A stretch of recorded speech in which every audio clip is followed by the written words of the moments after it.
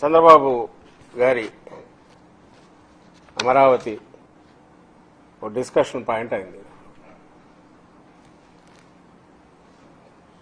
గత ఒక 20 రోజులు నెల రోజుల క్రితము జగన్మోహన్ రెడ్డి గారు మావిగన్ ప్రస్తావన తీసుకొచ్చినప్పుడు మచిలీపట్నం, విజయవాడ, గుంటూరు అయితే నీ దోపిడీకి అడ్డుకట్టబడుతుంది, చంద్రబాబు గారి దోపిడీకి అడ్డుకట్టబడుతుంది, లక్షల కోట్లలో 20%తో మంచి నగరం తయారవుతుంది, పోర్ట్ సిటీ కూడా అవుతుంది మచిలీపట్నం కలిస్తే అని ప్రతిపాదన చేసినప్పుడు ఒక్కసారిగా ఎక్కడ లేని ఇదంతా చూపిస్తూ విరుచుకుపడి ఒక వారం రోజులు అటువైపు, ఎందుకంటే దాని మీద ఆశలు పెట్టుకున్న శక్తులన్నీ చంద్రబాబు గారి దోపిడీలో భాగస్వాములందరూ, అది మీడియా రూపంలో ఉండొచ్చు, ఇన్ఫ్లుయెన్సర్స్ రూపంలో ఉండొచ్చు, అలాగే భ్రమలో ఉన్నవాళ్ళు కూడా ఏదో అంతా ఆకాశం బద్దలైపోయింది అన్నట్టు అన్నవాళ్ళు తర్వాత లేదు ఇందులో ఒక వాస్తవం ఉంది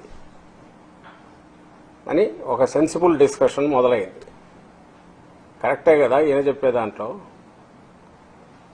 ఇది ఖర్చు తక్కువ అవుతుంది, డెవలప్మెంట్ ఫాస్ట్ అవుతుంది అని ఆ రోజు అనుకుంటే అది కొద్ది రోజులు అయ్యేసరికి దీన్ని తట్టుకోలేక అది ఎప్పుడైతే గ్రౌండ్ గెయిన్ అవుతూ ప్రజల్లో అది బాగా పోతూ, ఎందుకు లక్షల కోట్లు వృధా చేస్తావు చంద్రబాబు గారు, ఒక 10-20 వేల కోట్లతోనే మంచి రాజధాని తయారవుతుంది. ఆ రోజు జగన్మోహన్ రెడ్డి గారు అప్పుడున్న పరిస్థితిలో మేము ప్రభుత్వంలో ఉన్నాం కాబట్టి రెడీగా ప్లగ్ అండ్ ప్లే లాగా అవకాశం ఉన్న వైజాగ్ అనుకున్నారు. ఇప్పుడు ఎలాగో నువ్వు వచ్చినావు, నెక్స్ట్ 3 ఏళ్ళు నువ్వు ఉంటావు కాబట్టి, అటు చంద్రబాబు గారు ఉంటారు కాబట్టి, నువ్వు వద్దన్నా 1000 కోట్ల ఆడ కుమ్మరిస్తావు కాబట్టి అదేదో ఇమ్మీడియట్ స్టాప్ చేసి ఇటు పక్కకు వస్తే అపోతం అయిపోతుందని ఒక ఆచరణాత్మకమైన ప్రజల సొమ్మును జాగ్రత్తగా వాడాలనుకునే ఒక పాలకుడు చేయాల్సిన పని గురించి గుర్తు చేశారు జగన్మోహన్ రెడ్డి గారు. ఫాలో కాండి అని కూడా అందరూ చెప్పారు. అది ఎక్కడ గెయిన్ అవుతుండే కొద్దీ తట్టుకోలేక మీరందరూ గమనించారు. బహుశా వారం 10 రోజులు తిట్టకుండా రోజు జగన్మోహన్ రెడ్డి గారిని కానీ, వైఎస్ఆర్సీపీని కానీ, జగన్మోహన్ రెడ్డి గారి ఫ్యామిలీని కానీ, అసలు సంబంధం లేనివి ఏంటేంటివో తీసుకొచ్చేసి వాళ్ళ మీడియా నిండా పరిచి అట్లా కొద్ది కాలం గడిపి ఈలోగా ఇంకో దాంట్లోకి పోయి అమ్మయ్య మర్చిపోయినారులే అనుకున్నారు. కానీ ఈరోజు వాళ్లే మళ్ళీ బయటకు వచ్చి లేదు మేము ఇది కాదు, ఇంకా చాలా పెద్ద చిన్న పాము అనుకున్నారు మీరు, జగన్మోహన్ రెడ్డి చెప్పినట్టు అనకొండ కూడా కాదు, దానికి మించింది ఇంకేదన్నా ఉంటే అది చూడండి అని నిన్న కేబినెట్ సాక్షిగా ఈరోజు రాష్ట్రం ప్రజల మీద ఇంకో పెద్ద బాంబు పడేశారు.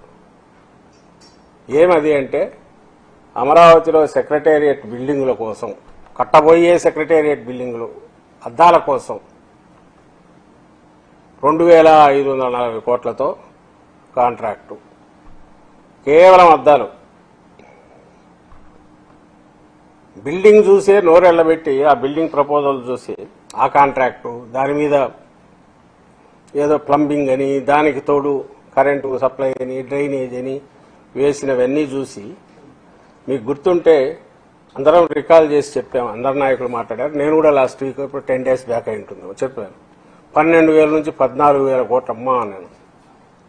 ఇది పోర్పుని ఎంత పెరుగుతుందో చెప్పలేమనుకున్నాం. కానీ మీరు 12-14 అయింది. నారాయణ తర్వాత మాట్లాడుతూ వీటన్నిటికీ పర్యవేక్షకుడు, అన్ని రకాలుగా చంద్రబాబు ఆలోచనలన్నిటికీ తనే ఒక రూపం ఇచ్చేవారైన నారాయణ గారు, ఆయన 14 కాదు 16 కూడా కావచ్చు.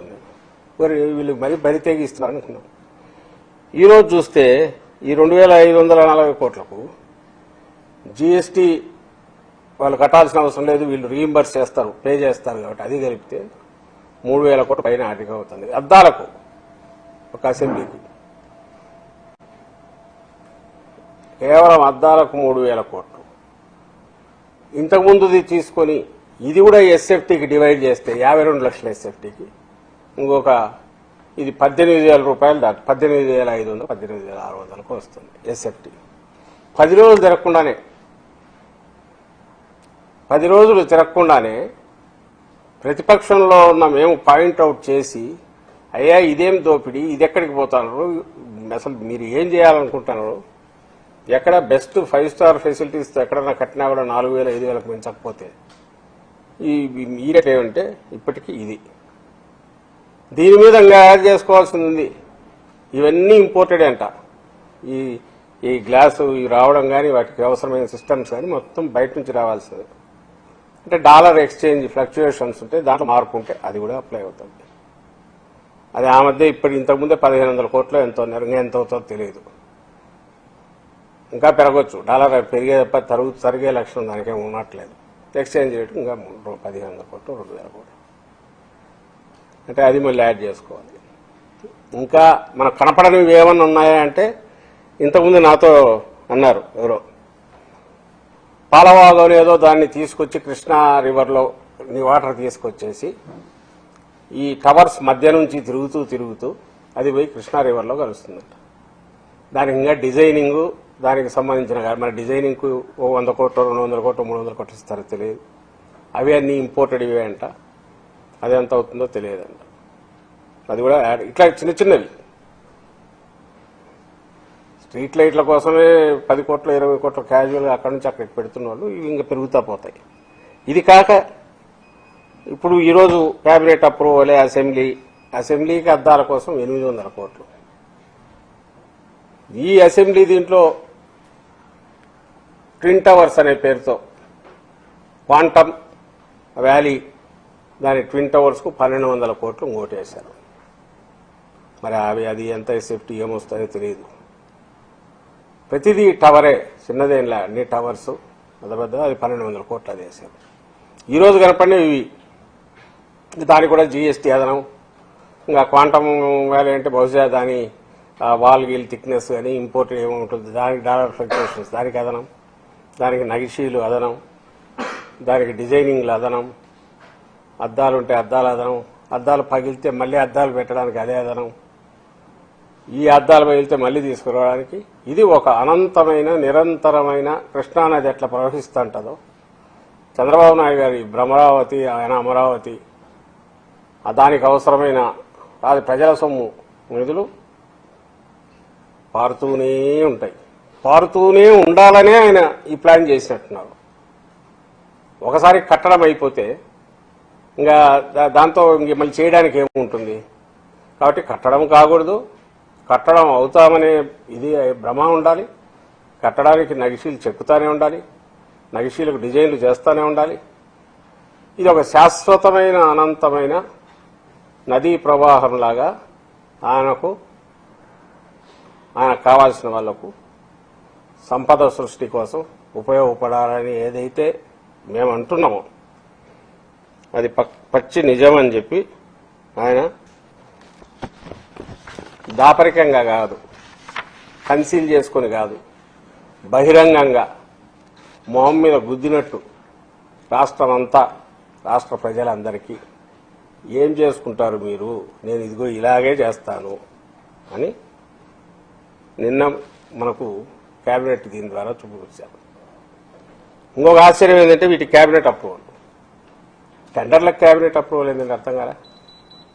అంటే రేపు ఎప్పుడైనా ఆల్రెడీ ఇంతకుముందు దోచుకున్నారు కదా, 14-19 మధ్య స్కిల్ డెవలప్మెంట్ పేరుతో అయితేమి, ఫైబర్ గ్రిడ్ పేరుతో అయితేమి, ఇంకొక దాని పేరుతో ఫైబర్ నెట్ పేరు, ఇంకో దాని పేరు అయితేనేమి, రాజధాని వీటి ప్లాన్లో వీటికి అన్నిటికి సంబంధించి రింగ్ రోడ్ ఇంకోటి కుంభకోణాలు ఎట్టయితే బయటపడినాయో వీటి మీద ఎక్కడ వస్తుందో అని చెప్పి కలెక్టివ్ రెస్పాన్సిబిలిటీ, కలెక్టివ్ దీని కిందని కేబినెట్కి ఇచ్చారు. టెండర్లకు కేబినెట్ అప్రూవల్ ఏదో అర్థం కాలేదు. ఈయన మాత్రమే దాని స్పెషలిస్ట్. మీరు గమనిస్తే నాకు అసలు ఈరోజు చూసినా కూడా 90% ల్యాండ్ అలొకేషన్సే, 90-95% ప్రజలకు సంబంధించినవి కానీ ప్రజలకు పనికొచ్చేవి కానీ చంద్రబాబు గారి కేబినెట్ ఎప్పుడు జరిగినా దానికి సంబంధించిన నిర్ణయాలు ఉండవు. కేవలం